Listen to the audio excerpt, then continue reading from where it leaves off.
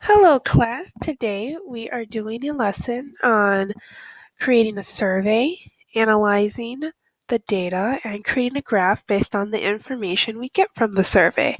So since this is a video and it's not a live video, we will not be doing a live survey. So I have already created a survey for the purpose of this lesson. So let's just get into it. So when creating a survey, you are asking a very specific question. And depending on the survey, you will have predetermined options for the audience to pick from, or it'll be open-ended for the purpose of this assignment, just to make sure we're doing limited answers, just to keep the graph a certain size, make sure it's smaller, make sure you have a lot of numbers to look at versus maybe every student has a different answer. So I have created a survey. So say you have a class of 33 students and I want to know what their favorite candy is. It's almost Halloween. I want to bring some candy to class to share with them. So I'm creating a survey to know what the popular candies are so I know what to bring to class for Halloween. So here we have 5 options. We have Reese's, Snickers, Hershey's Milk Chocolate Bar, Skittles, and Sour Patch Kids. So you have 7 people want Reese's, 7 people like Snickers, 1 person likes Hershey's Milk Chocolate Bar, 12 people like Skittles, and 8 people like Sour Patch Kids. So I want to have a visual look at the difference in these numbers. And to do that, you can use a graph. So what you do is you highlight the area of the information you want for your graph and you go to insert. And if you look over here, you can go to charts, and that's where the graphs you want are. So you click on this arrow and you can go to all charts. And then if you look, you have all the different kinds you want. Now, some charts work better to display the information than other ones. So we have to pick which one we want. Now, for the start with, I'm going to choose a column graph or a bar graph as it's also called. Now, column and bar graph are basically the same thing, but and this is called a column if it's straight up and down, and bar if it's to the side. It's basically the same thing. I will just call them bar graphs, but for purposes, we'll do a column graph.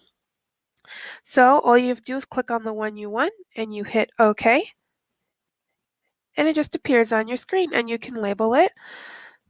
So I'll just label this one favorite candies. And that's all you have to do because all the information is displayed. So if you look here on the bottom, it tells you which bar represents which candy, and on the left is the number of people that like it. So if you look, the Reese's is in between the 6 and the 8, so 7, Snickers. And so if you look, there's a big discrepancy between the Hershey's Milk Chocolate Bar and the Skittles. You can see that this one is not very popular compared to the Skittles.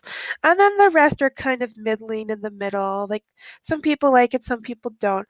But you can see that there's a lot of people like the Skittles, and almost nobody likes the milk chocolate bar.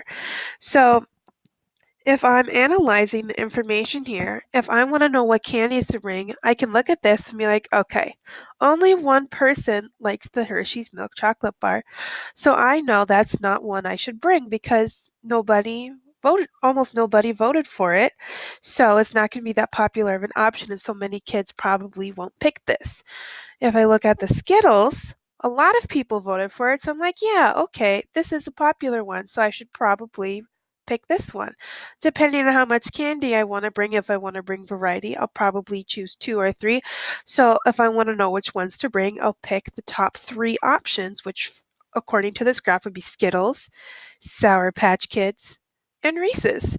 So those would be the 3 that I would bring to class. And so when this is a great graph to helping analyze, but you don't necessarily need a bar graph. You can use the information again, go to charts. Another good one would be a pie chart.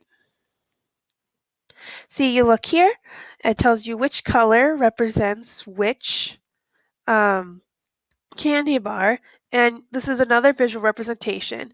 And this kind of gives you more of a percentage of the class statistic. Like the Skittles is this yellow chunk here, and it gives you a visual idea of how much of the class likes it. So this is another good way to visualize it. So when looking at your information, you can experiment with different graphs and kind of figure out which one you think best represents the data. And you can get different information based on the analysis of the graph and the data you have picked.